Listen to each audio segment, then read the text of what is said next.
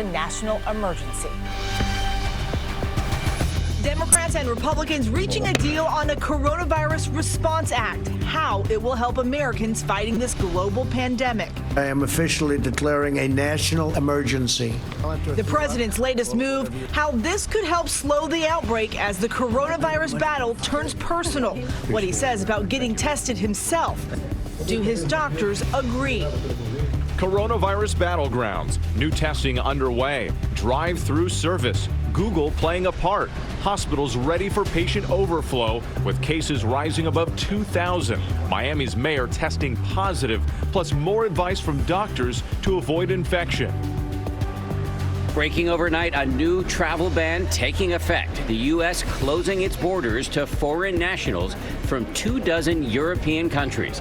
The confusion for Americans abroad scrambling to get back home. New sporting events called off or postponed, including NASCAR, the Boston Marathon, and the Masters tournament, plus March Madness heartbreak.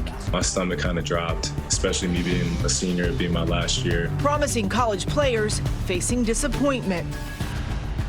And helping hands.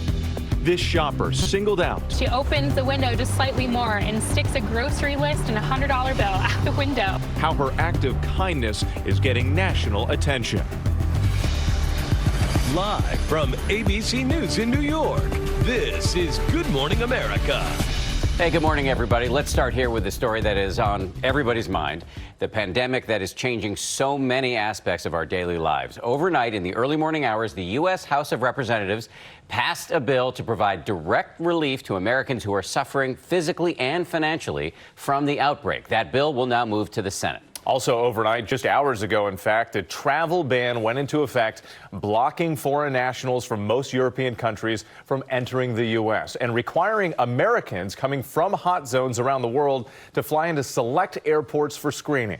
As we come on the air, here are the latest numbers. Globally, there are 145,000 confirmed cases with more than 5,000 deaths. Here at home, more than 2,000 cases with 49 dead. We have live team coverage from Washington, D.C. to London. First, let's go to Trevor All at the White House, where the president on Friday declared a national emergency. Trevor, good morning.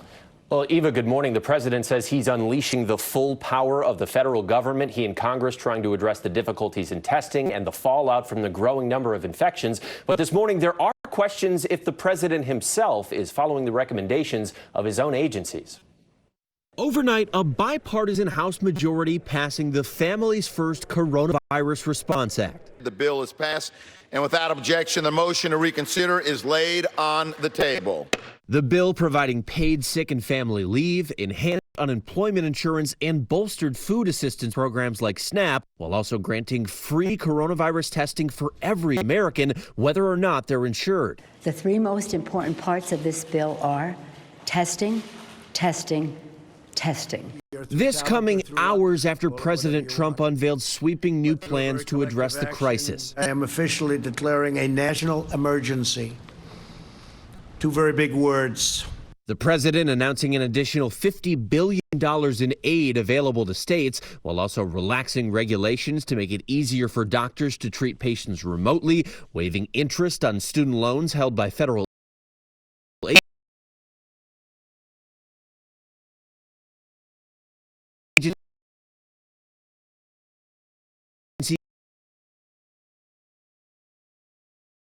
agencies, and setting up drive-through facilities to test for the virus. This will start very quickly, and we'll have the ability to do in the millions over a very, very quick period of time. Much of that progress will be made working with private companies. The president championing that partnership Friday in the Rose Garden. Still, the effort to make testing more widely available is something critics argue the White House has fumbled. The president, without evidence, blaming the previous administration for the lag in test kits. I don't take responsibility at all. But in laying out his plans, the president also raised eyebrows by shaking hands with a number of executives, contrary to the recommendations of his own public health officials, especially as the president was possibly personally exposed to the virus. Overnight, it was revealed that 4 members of a Brazilian delegation that dined with Trump last weekend at Mar-a-Lago have all tested positive for COVID-19. Are you being selfish by not getting tested and potentially Well, I didn't say I exposing- wasn't going to be tested. Are you going to be?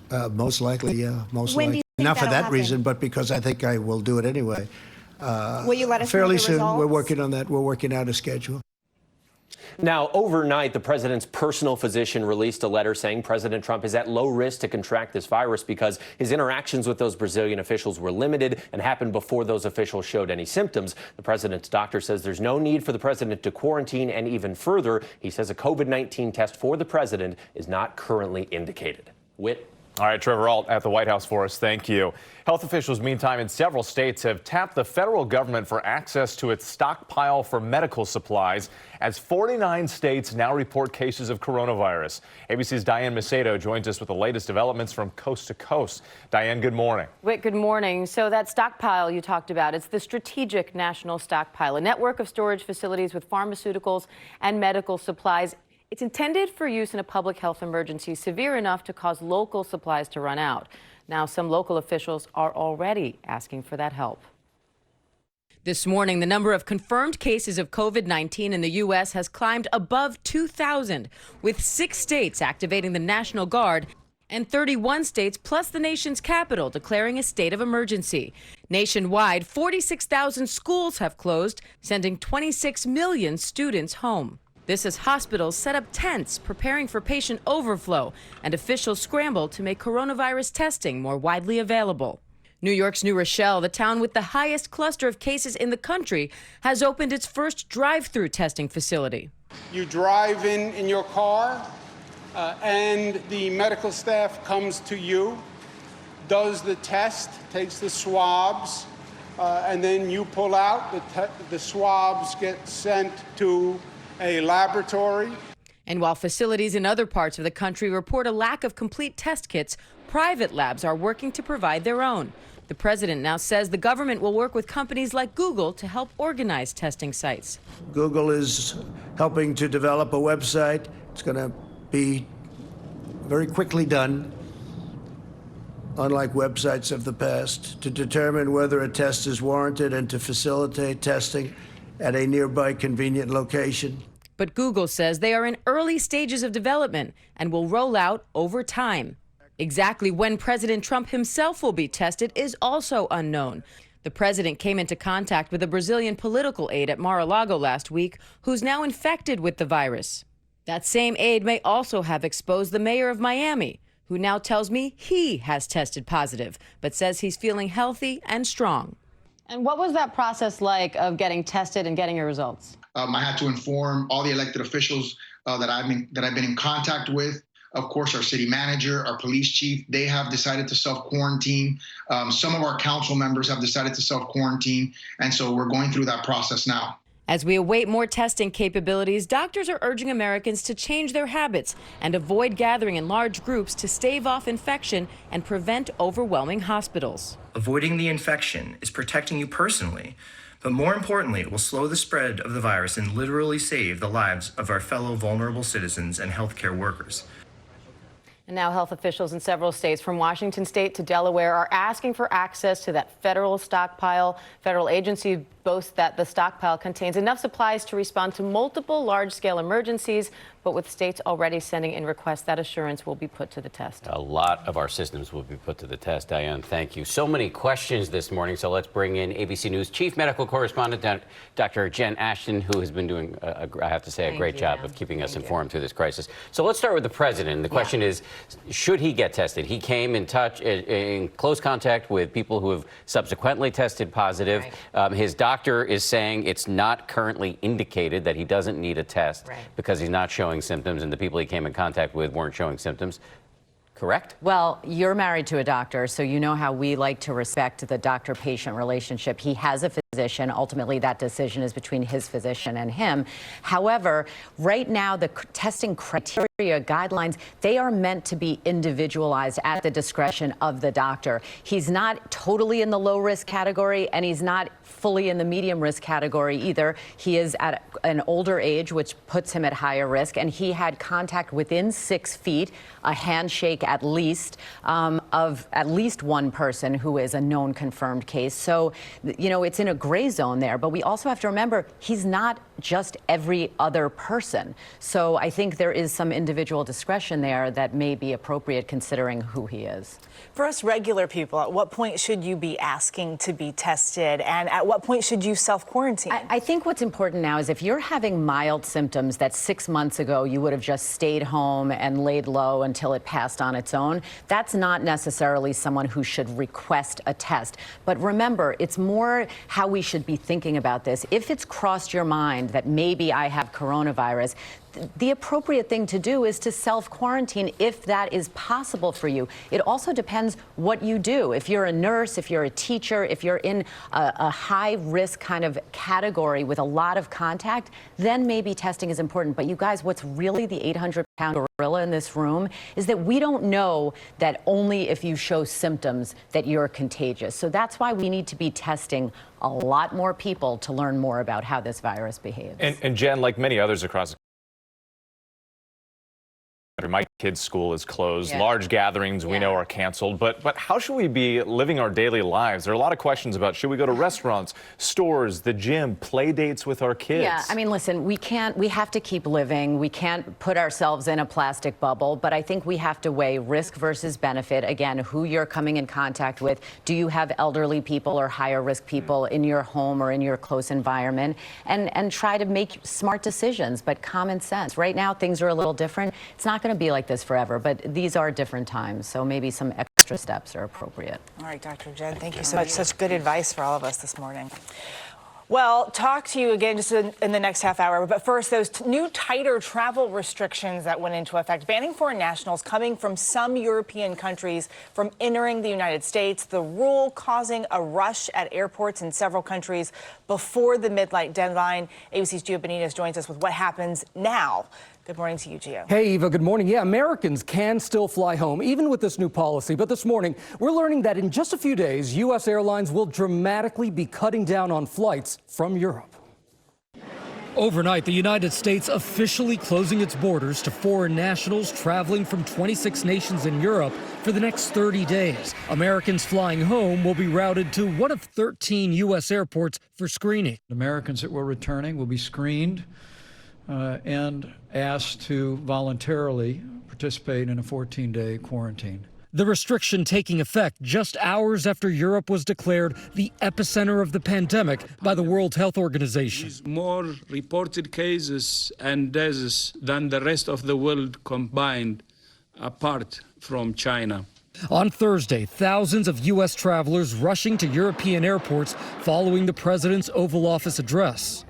We will be suspending all travel from Europe to the United States for the next 30 days. But the White House later clarifying this was for foreign nationals, not American citizens and residents. 17-year-old student Ella Isgar has been studying abroad in France for 6 months, but had to scramble for a flight home to New York. I understand the fear. The part that got frustrating was how nonchalant it felt until 6 a.m. in the morning. We're getting 1,000 emails saying, Trump's made this announcement. You got to get home as fast as possible. The Conover family was visiting their daughter in Oxford, but decided to stay in London because flights were just too expensive. We're going to stay on to stay here in London a couple more days, let stuff settle a little bit. Meanwhile, Friday afternoon, President Trump saying the administration is weighing whether to also restrict travel from the UK. The numbers have gone up fairly precipitously over the last 24 hours, so we may be adding that. And we may be adding a couple of others. Also Friday afternoon, Delta saying it will eliminate most flights to continental Europe, but maintain its service to London. Now, we know the airline industry has been taking a hit, but this is unprecedented. We're going to talk about that more in our next hour. Especially frustrating for Americans overseas who can't afford to fly back, too. It is expensive, thousands of dollars. It's amazing. Yeah. Thank you, Gio. Thank you. Gio. So let's talk now about how the whole world is responding to this pandemic. The World Health Organization is now calling Europe the center of the pandemic. Look at the streets in Italy, deserted. President Trump, meanwhile, is set to hold a video conference on Monday with G7 leaders to talk about researching possible treatments for COVID-19, plus how to respond to the ongoing financial fallout. ABC's Julia McFarlane is in London right now with much more on the global response. Julia, good morning to you. Morning, Dan. Just as you say, the World Health Organization says that Europe is now the epicenter of this pandemic. Governments on this continent are scrambling to combat the spread, and citizens are responding to this new threat. Europe is in crisis mode. What started out as a virus outbreak in Asia has steadily grown into an international emergency. This morning, Denmark is closing its borders for 30 days. Norway is asking its citizens to return home as soon as possible and advising against travel to all foreign countries. Deaths in Italy surging. 250 people died in a 24-hour period. The number of new daily infections soaring, more than 2,500. In stricken Lombardy, the Italian air was airlifting patients to the hospital.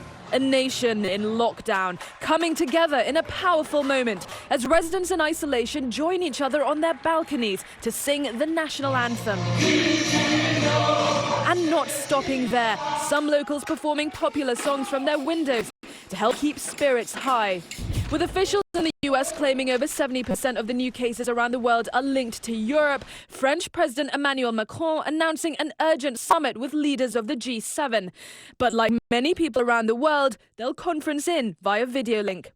And in Spain, Prime Minister Sanchez declaring a state of emergency, telling the nation the move was designed for facing a crisis as extraordinary as the one that unfortunately the world was suffering. In central Madrid, where bars on a Friday night would have been heaving, quiet streets. In France, the Eiffel Tower and the Louvre closed until further notice. And here in Britain, the government moving to ban all large-scale gatherings after their initial response plan was widely criticised for not being cautious enough. But some good news from China, where this pandemic originated, while still accounting for more than half the global infections, reporting just 8 new cases and 7 deaths on Friday. Whit? That's certainly encouraging. Julia McFarlane, our thanks to you. The coronavirus is forcing the Democratic presidential candidates to take their campaigns mostly online, with one state deciding to delay its primary. ABC's Rachel Scott is in Washington, D.C. with the impact on the campaign trail. Rachel, good morning. Whit, good morning. The candidates are now campaigning from a distance. Rallies canceled, door knocking called off, and that Democratic debate happening tomorrow will not have a live audience. All of these changes come during a critical stage of the Democratic primary. We are just 72 hours out from the next round of contests, and this is typically the time when former Vice President Joe Biden and Senator Bernie Sanders would be crisscrossing the country trying to reach out to every last voter. Well, now they are turning to virtual campaign events and live streams. Their staffs are working from home. Sanders has admitted that this has radically changed his campaign, and he is fighting to catch up to Joe Biden after a string of losses. Well, the two will come face-to-face tomorrow for their first one-on-one debate. Sanders has already made it clear he plans to challenge the former vice president on health care. Whit? And Rachel, as you noted there, Bernie Sanders is behind in the delegate count. Voters in 4 states will head to the polls on Tuesday. And at least for now, party leaders say those primaries are still on. That's right, Whit. Nearly 600 delegates are up for grabs on Tuesday, and those primaries are moving forward as planned. But local officials are now scrambling to pick up hand sanitizer and rubber gloves. They're trying to move polling locations away from nursing homes and encouraging as many people as possible to vote by mail. But concern over this virus has already forced some changes to the Democratic primary calendar. The state of Louisiana announcing it plans to delay its April primary, pushing it back to June.